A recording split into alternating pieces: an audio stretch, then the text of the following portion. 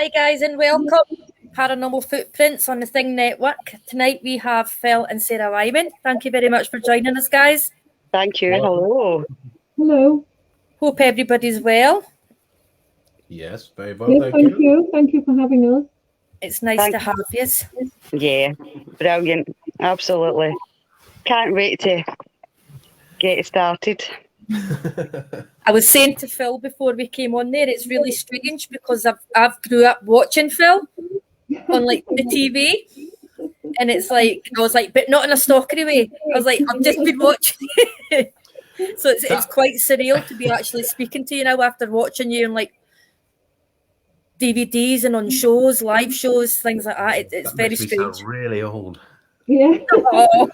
I've grown up watching Phil on TV. She's only 20.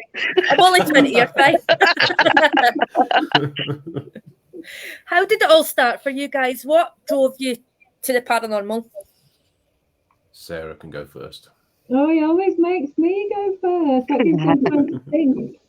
It's just something that I've always been interested in. You know, it's just always fascinated me from like being at school, and when I'm really into sort of art and things like that, and I always used to, all my drawings used to be like spooky, and I think from being like a young child that my dad had a book and it was called Ghosts Over Britain, and I used to read the book and it had got some fabulous illustrations in it, and I used to read it on a night before I went to bed, and then I used to have to go to sleep with the light on because I'd absolutely like scared myself reading it. But the book is so good, and I lost the book over the years, but I've recently, in the last few years, managed to acquire another copy of it. So it's quite nice to flick back through images and everything, and kind of remind myself of when I was growing up reading it. So yeah, it's just always been a fascination for me. That's good. And you, Phil? Kind of similar-ish.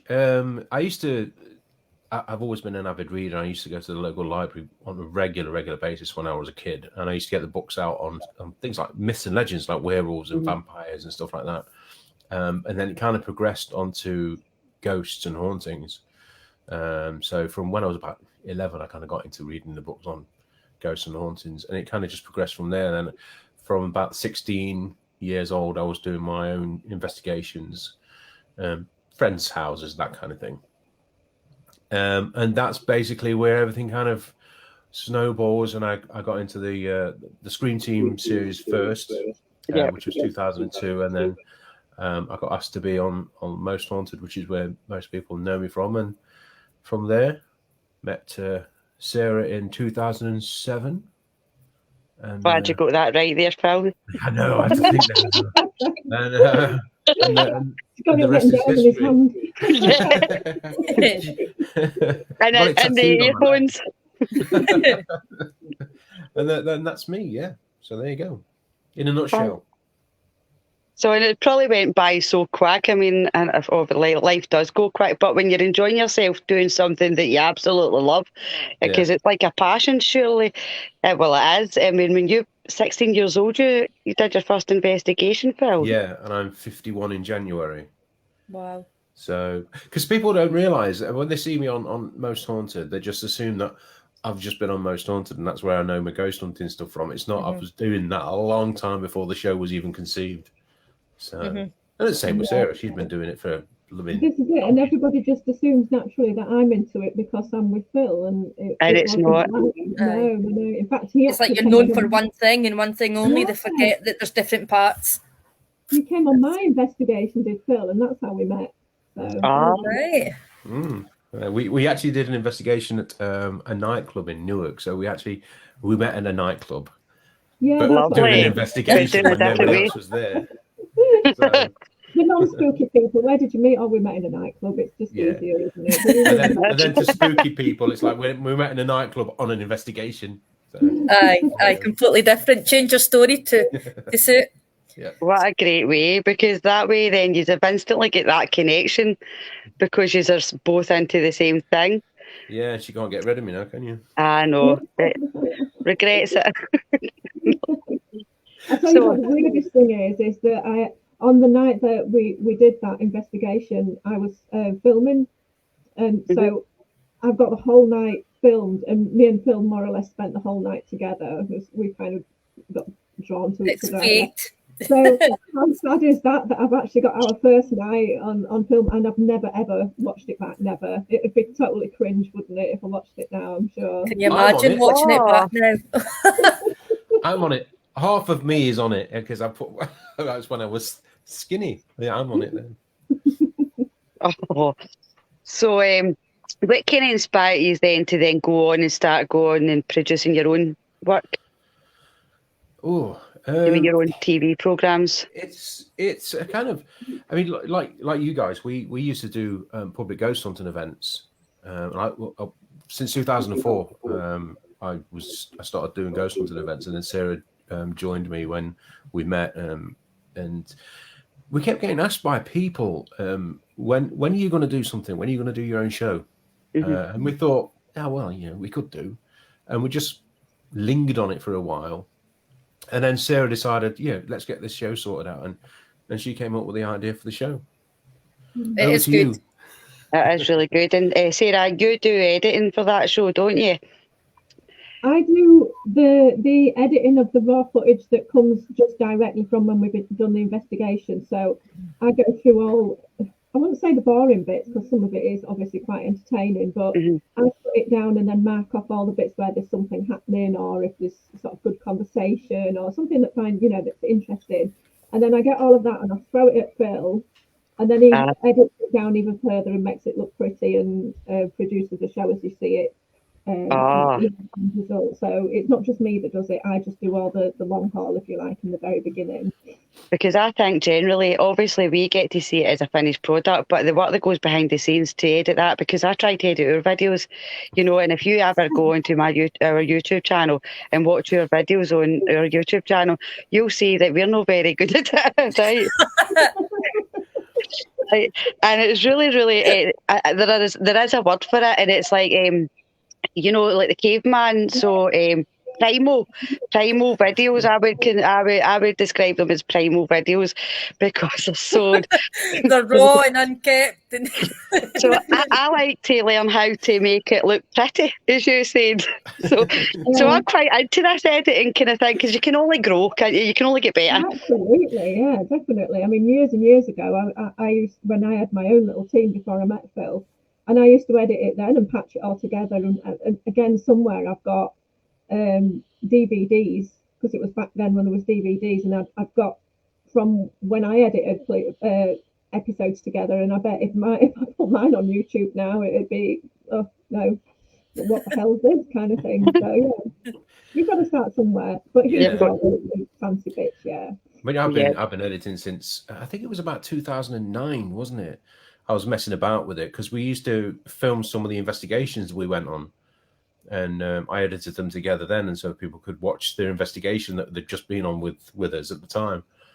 And then I did we did an episode of a pilot show that we were thinking of doing called Haunted Ruins, didn't you remember? And that was in 2011, so I edited that together. And it's you just keep your hand in, and you just you get used to know what you're doing, and eventually you'll get to be better than you think you are at the moment. So yeah, well, maybe 10 years time will be fine. I'll be better. Take the time to learn it, but just stick to it. That's what you need to do. That's it. Persevere, isn't it? Exactly. And play around with it as well. I think you can't break it really, so just play around with it. Has there been anywhere that you've investigated or been that you've been like very reluctant to go back? For what reason? Yeah, for what reason? Have you been terrified? Have you been spooked? Have you just not felt right in the place, or? I don't think there would be any place we wouldn't go back to. There's some places that have certainly given us a scare. I think Particularly that would make me more inclined to go back if it was that. If it spooked me there. See, I'm like that. I mean, when you look at the things that have happened to Jane, there's an episode we did called Wigan House, which is not in Wigan, it's in Cambridgeshire for some reason. And Jane saw something there, and she got absolutely scared witless from it. Not from because the actual thing scared her, but the emotions involved, kind of thing. Yeah. And so the places like that, we've had some scares, but I don't think there would be no place that we wouldn't go back to, because at the end of the day, that's what we're there for, isn't it? So if something I get quite spooked. I tend to get quite spooked, but I love a scare at the same time. Yeah. But then at the same time, I'm like, don't touch me, but please touch my hair. Like that sort of thing. Yeah. Wanting it to touch my hair, but at the same time, no wanting it to touch my hair. You when I'm spooked. Like Dale. You know when I'm spooked because the hood comes up like this. We were investigating at Alloway Kirkyard. I don't know if you've heard of that in here. No. We were in there investigating. It was really funny because Sam's scared of the dark, right? I'm petrified of the dark, believe it or not. And we were creeping round the back of this old ruined kirk. It's quite famous for Robert Burns, all right, for the poem. Tam O'Shanter. I don't know if you heard of that one. Tam O'Shanter, yeah. Right, so it's based on this kirk. The witches on the night, and so we were in there investigating, and poor Sam, we were kind of getting like voices through the devices saying like the devil, but it wasn't so much that they said devil, it's just because on the plaques all the way round the kirk, it tells a story. It tells a story of the Tam O'Shanter poem. Yeah. And when we had literally just passed the plaque that had said the emissaries are dancing with the devil. And then straight away, it literally just came up devil on the device. So of course. And then seconds after that, it came up with Sam's surname. Oh, did it? Her maiden, well, it was actually her maiden name. It didn't say Mizalowski. It said our maiden name. And so that was it. She was just like, oh no. So I ended up trying to take her hand and walk her around the back of this building. But then we didn't know if there was actually somebody actually around there, because all we could smell is the smell of weed, and it was really, really strong. And there was just somebody in there. They're going to jump out on me. I'm more scared of people that actually can hurt me, like the spirit. So we were there, I was creeping round by Sam's hand, round, come on, Henry, you're all right. And I'm saying, no, there might actually be somebody in there. So we're running out the graveyard. That was us ended. But it wasn't the last time we went back. It was just very, very spooky that night. We have some great laughs. It's like we laugh more than anything when we're out. And it's, oh my God, it's you can't help but laugh because it's so stupid. I think that's important as well, that you're doing it because you're enjoying the company that's there as well, and that's part of it for me. It's a whole package. It's getting out there, seeing a bit of history, and getting into some fabulous places. Yeah, and spending time with your friends as well, and it is a social thing as well. Of course, bringing that passion of the investigation into it, definitely. And also, like meeting people like yourselves as well. So, like, you're away down in England, and normally we wouldn't get to speak to you, just meeting you down the local investigation site. Like, you just don't just go meet up. So to have all these kind of live interviews, it's really, really good to be able to speak to like-minded people. It's a great way of interacting and socialising with people you don't normally get to see. So we've done quite a few, haven't we? And we enjoy them. So have you ever been up to Scotland and investigated anywhere? Yeah. Sarah, over to you. Oh gosh, we've been right up to Aberdeen. We spent. How long did we stay at Leith Hall? We about a week, wasn't it, at one point? Yeah. Where else? We've been Edinburgh. We've done the Vaults and Mary King's Close. We actually got married in Scotland as well. In a what did you? We did, we did actually. Wow. Cumlongan Castle. Got married, just over the border in Dumfries and Gallow. That's not far from us. That's not far. Yeah, it was a great time, wasn't it? It was, fantastic. We love Edinburgh. We tend to do we do Edinburgh quite a lot. We quite enjoy it. There's always something else to go and look at and something else to investigate, because there's never enough time in the day to fit everything in. How far away is it from you guys then? About 90 minutes. Well, just over 90 minutes. So that's all right, isn't it? But it's quite a straight journey for us, because we've got a route that just takes us straight through Edinburgh. It's absolutely fantastic. We love it. We've had that much activity being there. So we have, but Going back to Are You Haunted, we'll go back to that kind of thing. So for people watching, can you kind of explain to us what Are You Haunted is as a programme? Because there's some people that might not have watched it.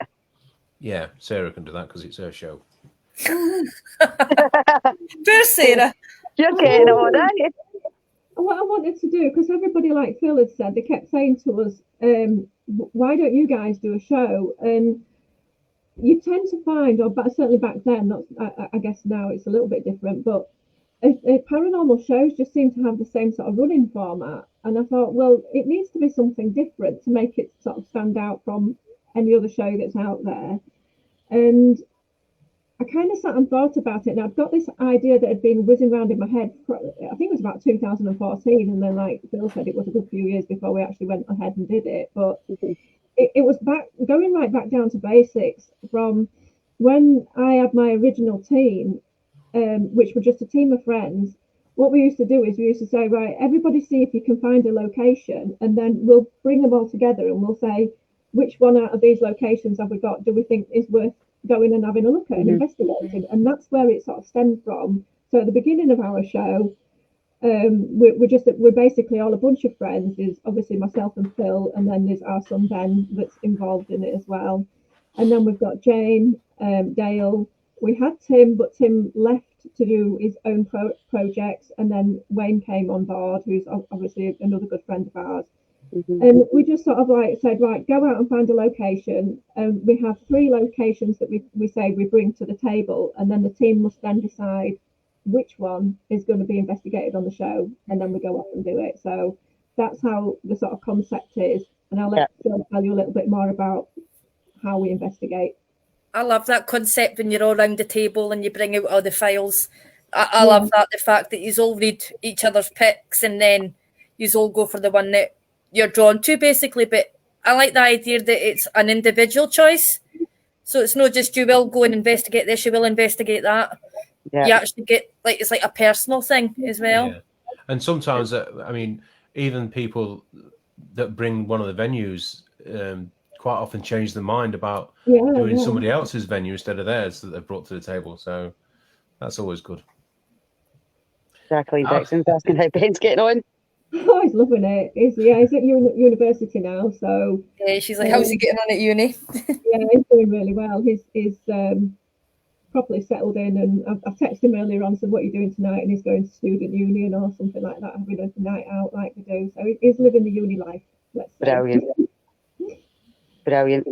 And how I was going to ask, because of the Ben, how does it feel having your actual son coming out and doing investigations with you? It's good because he's grown up with it. You know, he's grown up with his parents, so it was kind of only natural and great that he was involved in it as well. So, and he loved it. And in fact, one of the first places, ironically, that we took him to was in Edinburgh. And when he was only, crikey, how old was he, Phil, when we first went? And we just went on a trip, just the 3 of us, not a stinky one, just literally as a family. Because at that point, I'd never been to Edinburgh and I wanted to go. Yeah. And we took him down Mary King's Close, and we did the little ghost tour that they did there. And of course, there's at one point where they just turn the lights out complete, and it's pitch black down there. And they do this bit where I think he whacks a walking stick on the side of a crate, and it makes a bang, and everybody screams. And Ben was just like loving it, even though he was really young. But the one thing that freaked him out was the plague doctor that's down there, you know, with the big long nose. Sam doesn't like the plague doctor. I'm not a fan. He actually, when he came of age to be able to have a first tattoo, he actually got the plague doctor tattooed on his arm. Wow.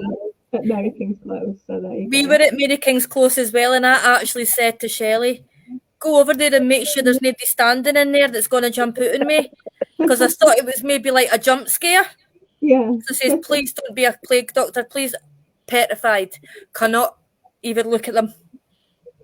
Scares the living crap out of me. In fact, he even had his Halloween costume just this year. He went out and got the plague doctor outfit. So wow, so he's totally conquered his fear anyway. Yeah, but not scared anymore. He was coming on some of the public events with us, wasn't he?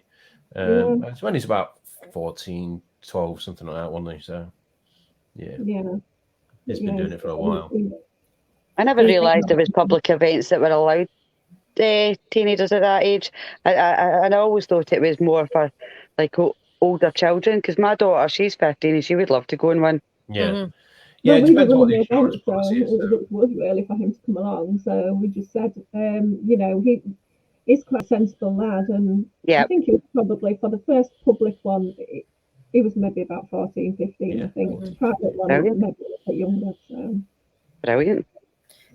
What did you think of Mary King's Close? I love it. Yeah, it's great. like surreal, isn't it, when you go under and absolutely fascinated by the fact that these streets are underground. It's just I know. Did you go into is it Mary's room? Is it Mary's room? Emma's? Is it Emma's Annie's room. Annie's room, the little girl's room with Oh, all yeah, the with the pennies and toys. dolls. Yeah. We were in there, and we were standing, there was two groups, so they put one group in first, because it's only a small tiny room. They put a group of people in first, and then they brought them out, and then they took the next group in, which was ourselves. So we were standing there, me and Sam were standing, we were back to the wee square window at the wall, just beside the door, and I heard, and I felt, I heard this like a sigh, like as though they say they're here again. You know, that kind of sigh, like, right, here they're back in my room. And it was so funny, and it did feel like it was a female. And we were booked in to do an overnight at the vaults, an overnight investigation at the vaults. And for us, for myself anyway, that was more realistic to me than anything that we did experience in the vaults, because we the both of us heard it, didn't we, Sam? Aye, because we both sort of turned at the same time, and I was like, what was that? And there was absolutely nobody behind us. So for us, we were only going in there just to kill time before we did the vaults. And it was actually really good that we felt that, because we didn't expect it. The vaults was good as well. It was Nedry Street vaults with Old Ricky. So it was one like the stone circle, because a lot of people get confused with all the different vaults. Yeah, is that coming off of yourselves, or that's it? I can't hear it. What's that? No. Everybody gets confused about the vaults because there's 3 different sets of vaults. They all run like concurrent with each other. But we went to the one with the stone circle, and I think, was it Mr. Boots's room we were in? And I went cold. I went cold on the left-hand side, and I just happened to turn my head like that, and I could see somebody peering over my shoulder, and there was a psychic, like medium, about five or six like people up in the circle, and he said, there's someone standing at your left-hand side. I was like, I can see him. I was like, I can literally see him. He was like looking over my shoulder, is like peeking round at me, and I'm like, hood up. Don't look up. Don't look. There's one, isn't there, there's one where there's like a nightclub or something directly below it. That's that one. Yeah, that's that one. The stone circle, there's a grate, and if you look down, you can actually see into the nightclub. I'm going to have to come out, guys, because I'm not hearing you right. I'm getting a lot of interference for some reason. I don't know what's happening. Okay, so I'll be back. I'll go out and come back in. Okay. But that's the one that's got the nightclub underneath it, so you feel all the vibrations under your feet. So all you hear is like thud, thud, thud, and you think, oh my God, what's going on here? But that's where they had the pagan circle, and they also had like the pagan temple. But that all got closed over now. They don't have it in there anymore. Oh, here's Sharon. Here's our. Hi, Sharon. Hi. This is our medium on the team, Sharon. Nice to meet you. You too. We were just talking about backstage. It's fascinating to see your journeys for the start. How is it working together? Do you find your connection stronger when you are working together? No, we just argue. No, we just argue. Hello. So I pop out and Sharon pops in. Oh, amazing. Sounds a lot better. I don't know what was happening there. So much interference. I couldn't hear you at all. I was just explaining that Sharon's our resident spiritualist medium on the team. So she's quite good. She misses nothing. No.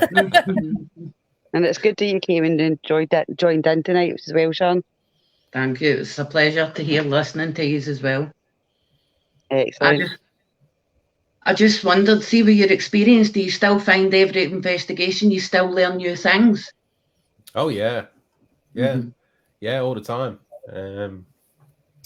I think the fact that we are kind of close friends with each other helps as well, because I think the kind of vibe is there kind of thing. So you need to gel, don't you? You need to have that sort of relationship with each other. It does not work if there's. This is it, and it's a trust as well, isn't it? Of course, Definitely. I think that's one of the things for me was we did obviously a lot of years doing the public events, and when we kind of took a step back from that, and we didn't want to take a step back from the paranormal because it's something that we both love doing.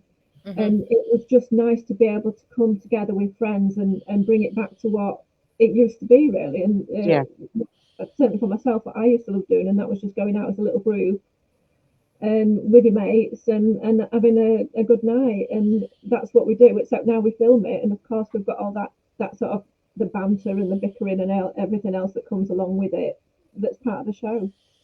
Just makes it more real, doesn't it, as well? It's like when it's just your own personalities, doing your own thing and just being yourselves, then it becomes more natural when it's portrayed to the public, really. I like that. Yeah, and because we all know each other and we've known each other for years and years, we can all trust each other as well. So you know that if something's happened, then it's a genuine thing and it's a genuine occurrence. Yeah. So that's always good. You've got to know your team, haven't you? You've got to have that trust, and you've got to have that knowledge that you will be aware if something does happen. You know what that person's like, and they know you. So if something's like out of character or out of the ordinary, then you're going to pick up on that. You're going to know. And know how to deal with it at the same time. Yeah. It's like, I mean, we know, for instance, we know how Dale's going to react if anything happens to him. We know how how Jane's going to react if anything happens to her. So I'm just reading the comment. Oh, right, yeah. Spiders. They were all over the ceiling. I do remember now that you've said that. Oh my goodness, that was crazy. Hate spiders. Yeah, me too. I'm no spider fan myself. I think I shared that in my in our group a few days ago about give me a room full of hot ones any day of the week, but just one spider and I'm away. That's it. Cave spiders. They were just bizarre. They were all over the ceiling, and you had to like stand in this room with all these spiders over you. Were like, nope, I ain't going in there. No. That's like Celebrity Get Me Out of Here, isn't it? That's when you put your hood up. That's what you were on about earlier. That's when my hood goes up. Yeah. That was like Shelley at Sanker. She was walking out of there as soon as she was going up hills and ever fences. Shelley's no good with heights or anything like that. Nah, no good with heights. No good with spiders. I mean, Sam's no good with the dark. We've got a great team. Yeah. I'm terrible, but I push myself. Do it. I do push myself, and I make myself do it. Yeah, and I'm like, that's the adrenaline rush as well, isn't it? The adrenaline. Yeah. Great. Definitely. I usually have a few choice words. Oh yeah, Sarah's good at that. It just comes out. It's natural.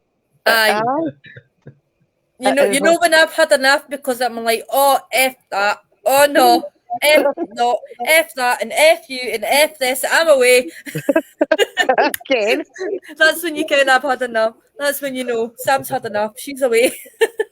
It was so funny because the last time we went in an investigation, there was myself, Sam, and Lois, and we took a couple of members of the public out, and that was at Halloween. And we were in the bottom of this kind of castle area. And Lois, when we went to that part of the castle, we weren't really getting that much activity. And God bless Lois, because she did ask for something to happen, but only to her. And at that just at that second, a bat flew in the window and started flying about the room. It went straight for Lois. She was terrified of bats. So funny. We were She was laughing. Oh, not what you want. No, she, Like, I know I wanted something to happen, but don't make it a bat. and actually surprised that Sam didn't drop a few of the bombs at that point in time because and I just stood up against the wall like that, like, you can't see me, you can't see me. There's no coming.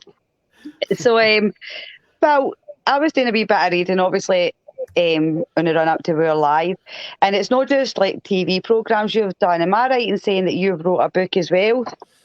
Yeah. Have you got a couple of books, I think? I've written one, which has been published. It was back in 2007. And that was Paranormal Encounters and Investigations, or something like that. I think it was Paranormal Encounters and something like that. I can't remember what it was. But yeah, 2007 that was. And but I've got an interest in writing. I've had an interest in writing for ages. I used to be the kind of resident skeptic, if you like, on Chat Is Fate magazine for 10 years. Yeah, which I did on a monthly basis. But yeah, I've got a couple of fictional stories that I want to get down. So non-fiction, no fiction stories. Fiction. Yeah, fiction. Yeah, I want to get some of those written. So you never know. Oh, what the future holds, eh? Well, you never know. Hopefully, I'll make loads of money and then I can retire. What about you, Sarah? Have you any desires to write any books?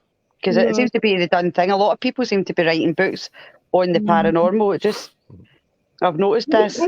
I'll be honest with you, Shelley. I don't have time. Because I do, all the editing and everything, and I do. I look after like the social side of Are You Haunted? So I do all the social media pages and things like that. So I'm trying to cram writing in as well. It'd be just too much, I think. But you're absolutely fine because you can just leave Phil to do the stories. He can do that. You can just reap the rewards. When she's not cracking the whip. Hurry up, get that book wrote. Hurry up. When she's not cracking the whip, getting the editing sorted, like. Yeah. Well, somebody's got to do it. Yeah, I suppose. By the way, if you can hear a weird noise, it's our dog is behind and he's snoring and he's like, I keep having to think I'm going to have to give him a nudge or something. No, you're fine. He's snoring away. What side do you prefer, Sarah? Do you prefer being behind the camera or in front of the camera?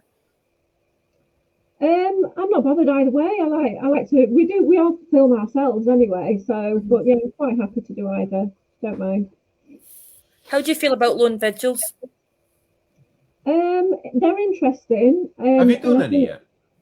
Pardon? Have you done any yet? Yeah, I did. I walked around the what was it, Ross Tiger Heritage thing by myself, and it was like a fishing heritage centre. Yeah. And it was a little bit of a maze. And you set the thing off, didn't you? Yeah, I did. The wind turbine thing.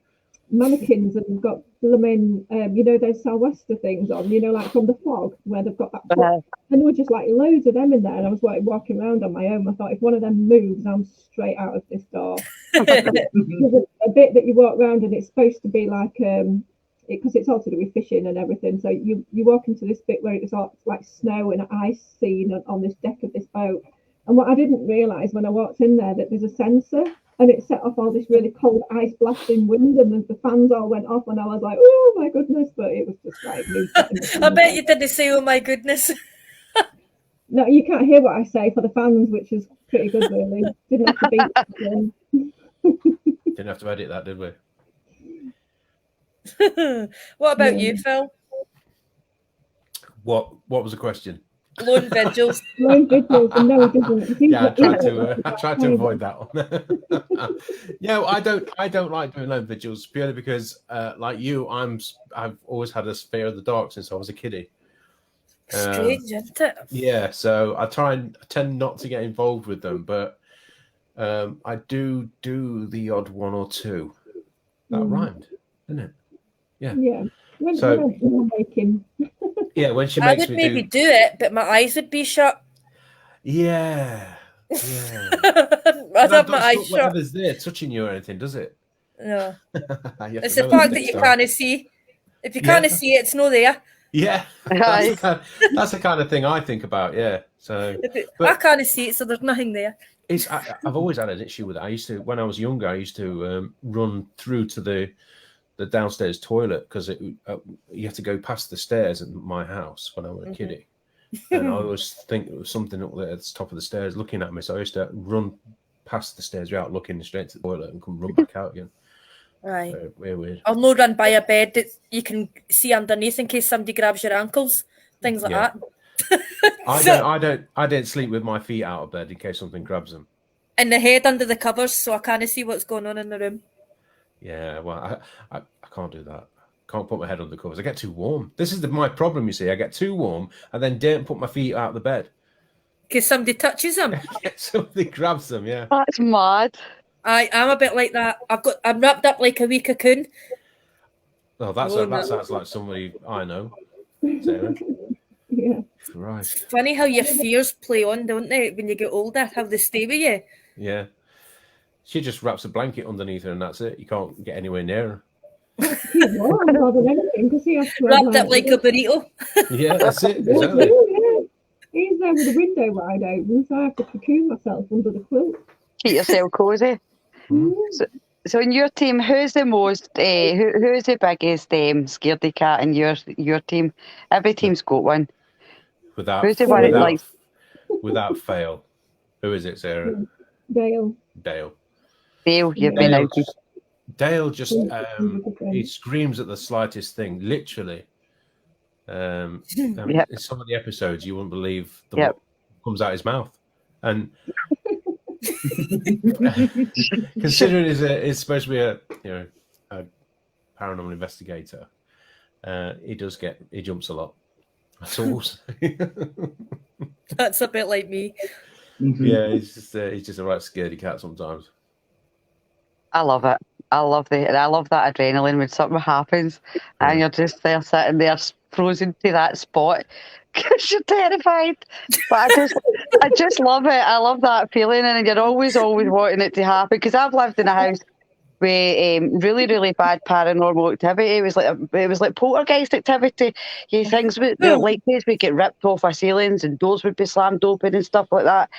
And I've always looked for that one time that I could feel that, be in that position where I can feel that again or experience that again. That's what drives me on in my kind of quest in paranormal investigations, because I just love that, love experiencing that.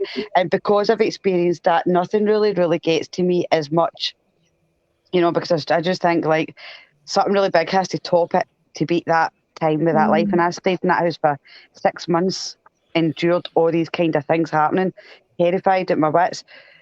I still stayed there. I don't know why I did that, but I crave for that. Who's in the house Jared's now? saying that he had to sleep with his 70-pound pit bull, not because he was scared, but because I just want my alarm with me, just in case something came home with me. Oh, 70-pound pit bull, crikey! Oof.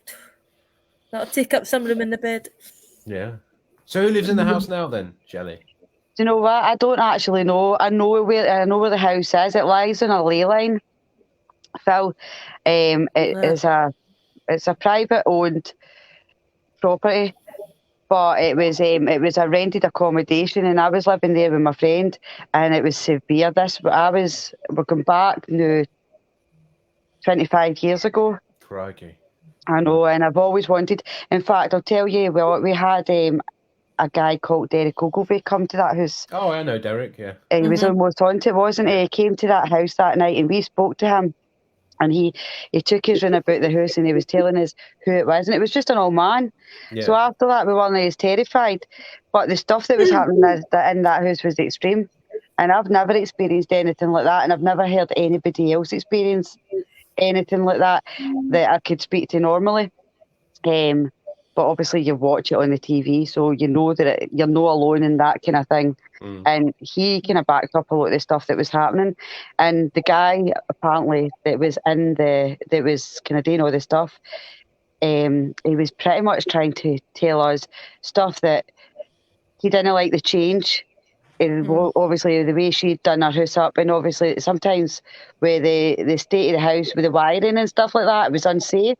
So he was kind of warning us, and that was the only ways he could use to warn us. But some of it was really extreme. You know how like you go through a set of stairs, you go through the front door, you go up a set of stairs, there's a landing, and the light shade is quite high up, and then you walk up to the right and you go up another set of stairs. The ceiling's so high that we would need ladders to reach up to get the light shade. And one night we were sitting in the living room and we heard this noise and we jumped up.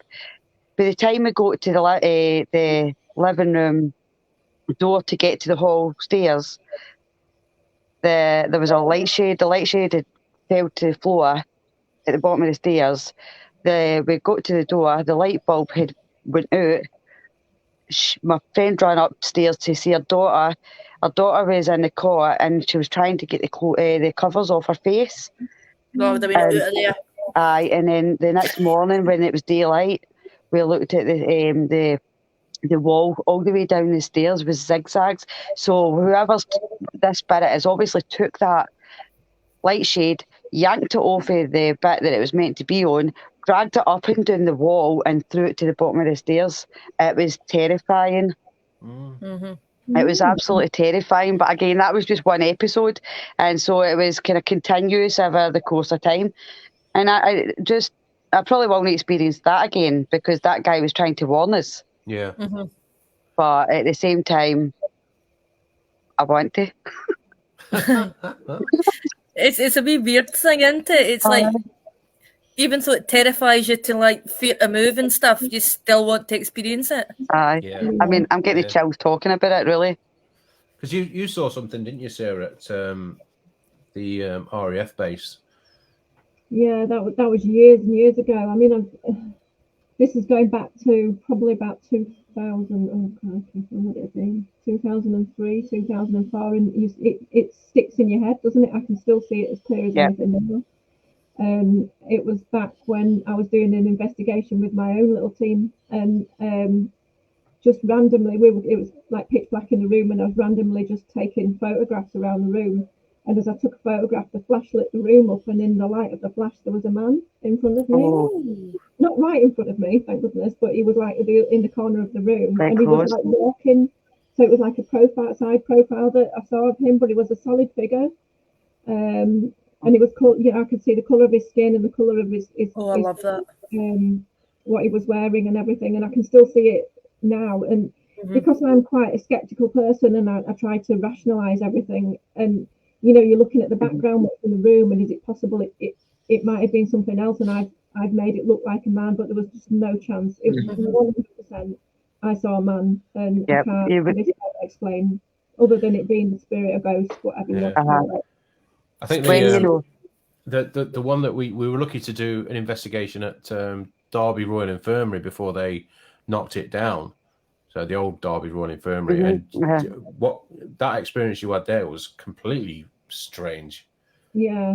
Again, it was a solid figure that I saw there. We, in a hospital, we tend to have these really long corridors, and you've got like wards that go off. And we were right at the very top of the corridor, and it was a public event, and myself and a friend were team leading, and we'd got all the public group, the little group that we got with us, and we'd gone into the children's ward, which was the very top one. And because it was a top, the door actually faced down the corridor. And as we shut the door behind us, and it locked, and we didn't realise that it actually had an automatic lock on it, and it was one of the, that you put the key code in to be able to open it again. And we were like, oh Christ, we can't get out of it now. So we got walkers, and we were radioing down to security to say, what's the code to get out of this room? Should we need to? And as I'm stood sort of on the radio, just chatting in front of this doorway, looking down the corridor, I looked down, and when I looked back up, there was a woman stood on the other side of the glass, looking through the door. No! Literally on the other side of the door, and she was like, when you just can't speak because something is so shocking in front of you. And I grabbed my friend by her shoulders and I pulled her into the front of the door, and she saw her as well, and that the fact that somebody else saw her. Validating your experience. What did she look like? She'd got sort of like a shoulder length hair down to here, was dark hair, and she'd got like a fringe, a bit like, you know, like Dawn French kind of style. Yeah. And it was because it was dark, so I couldn't really see her features that strongly, but she looked like she was just like in like a grey clothing. Wonder if she was a nurse. Pardon? Wonder if she was a nurse. I don't know. She didn't seem to be in a nurse's outfit, but yeah, really weird. Oh, that's mental. Imagine looking up and seeing it right there. Oh. It was literally the other side of the glass that she was. Oh my! The little window in the door. That was quite similar. Oh, sorry, Sam. No, you're fine. Go on. That was quite similar to when we lived at that house. Once Derek had been and kind of explained to us what was happening, what that spirit was, he did tell my friend that this man will show himself over the next few days. And sure as fate, he appeared in the little square window. At the other side of the square window. She saw him just a few days later, so that was quite funny. And that was the only time she did actually see him. Bye-bye. I don't know. That'd have been me. I'd have been here. See you later. Aye, I would have been away too. I wouldn't have slept in that house ever again. Well, it's funny that because the man, see, one of the first nights I stayed there, the man actually grabbed my shoulder. He put his hand on my shoulder. And I says to her, was that you? No, she's over that side, big double bed, because I'd been watching the lights swaying. And I thought, and I knew instantly before she took that house, I says, that's a house of horrors. I says, that is a house of horrors. And I swear, I've never experienced anything in my life before that. I don't know. Aye. The minute we walked in that door, it was just activity. I wish I had a mobile phone at that time and I had all my equipment to be able to record that. I would give anything to be back in that house to do it. What's your strangest experience, Sharon? Because you've been really quiet. Sorry, I'm just listening. Well, I've had quite a few, but basically my daughter, she's very spiritual as well, but she finds it hard. She sees a lot in here, a lot of spirit energy around me in the house. But one of the strangest experiences was my sister was actually sitting, and she isn't open to spirit. But she actually heard a man's voice speaking to her in this house, and it was just like I knew and I felt and I sensed, but I felt it was someone very close to us. It was my grandfather, and as I turned round and I could see that energy of him, and it was just that was one of the strangest experiences for me. But it was a calm, if you know what I mean. Yeah. It was as much as I was happy to see him, but I just felt that overwhelming calmness. Yeah. And another was a couple of weeks ago, what Shelley's saying in the window. I actually went to one of the castles that's very close to us here. And I felt the spirit energy in the place, but I had just done drumming to drum up the energy just to feel and sense the energy. And when I done the drumming and after I took the pictures, I could actually see what you were saying, the images of the spirits in the windows. Yeah, that was really clear as well, especially when you went back and looked who it was. Definitely. And to be able to find that, I knew who he was, but it was just to be able to put the two of them together and show that. It was it was really good. So we're all going back together because hopefully we'll be able to do it. Yeah. When we're all together, our energy's like incredible. It's so high. Crazy. And that was like Shelley and Sam, we went to Sanka. All of us were speaking and the balls were going off every time we commanded them or every time we asked them to do something. They were just reacting to our voice. And I feel as if it was just because we were all high, we were all excited. Yeah. It was a bit like you, you've got to be in the same energy. Your team's obviously very strong together as a friendship, and that's like Shelley and Sam's best pal. I've known Shelley for years. Look, we're all just we're all connected in some way. It's strange. You just fit. I think the longer you work with each other, you get some kind of a connection going on, an energy connection or something. But yeah, that's certainly with our team. It's quite strong, isn't it, I think. I'm currently working my way through teaching them all to drive. Shelley's a driving instructor. Right. Okay. I can drive. She's already taught me. So I'm not very good. She needs to calm me down or we'll end up getting done for speeding. Sharon's Does turn. that work if you're trying to teach your friends to drive? I think I don't know if I could do that. Oh, you can. The only problem we've got there now with Sharon is me and Sharon can't stop talking about paranormal stuff, you know? Paranormal. And it's really, really difficult to take your mind away from one to go into the other. So we'll sit and have a blather, and then out pops the driving instructor talking, and then we'll pass that obstacle, and then we'll go back onto the subject, like the medium ship and what we've got to do next and stuff like that. So That's what we were like. As soon as we found out like we had like a connection, that was it. when I taught Sam to drive, I was pregnant all the way through it. Mm-hmm. So Sure. we spoke about that. Aye. You obviously trusted her driving then. Aye, I mean, they're great wee drivers, really. And I'm working on Johnny and Lois. They're next. And I'm also teaching Sharon's daughter as well to drive. So I'm getting through them slowly but surely. One by one. Yeah, take it baby steps at a time. That's I right. know. Somebody was asking there how long it takes you to edit one episode. Yeah, that was Gary, wasn't it? Yeah. Hi, Gary. Hope you're okay, mate. Well, Sarah, I mean, if we put our minds to it, it probably takes Sarah about a week to edit her bits down from. I mean, we must have at least 35 hours worth of footage to go through when we do an investigation.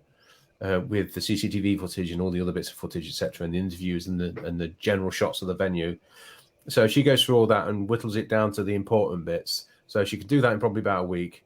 And then she'll pass it on to me. And then if I have the time to do it, a straight run, I can get one done in about a week.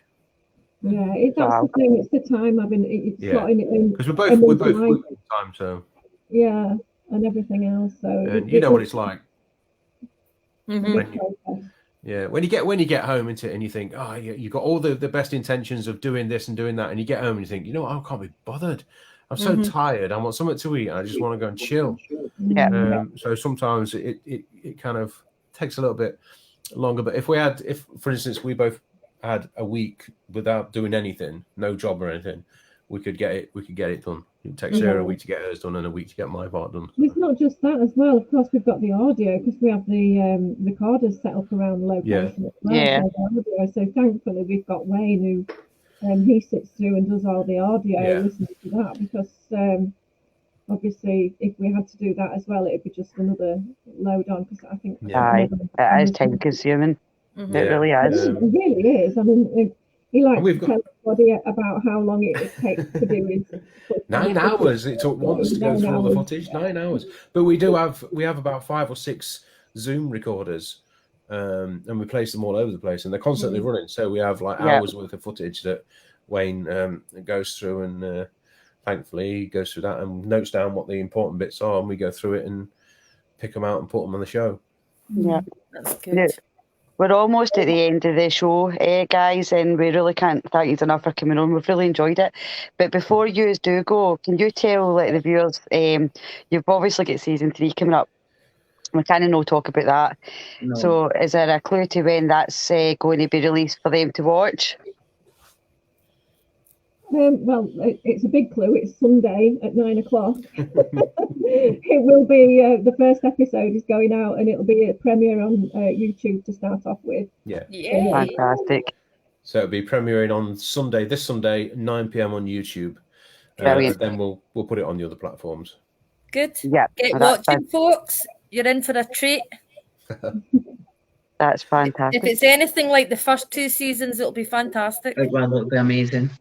We've enjoyed, haven't we, what we've done so far. Some of the venues we've been to are absolutely out of this world.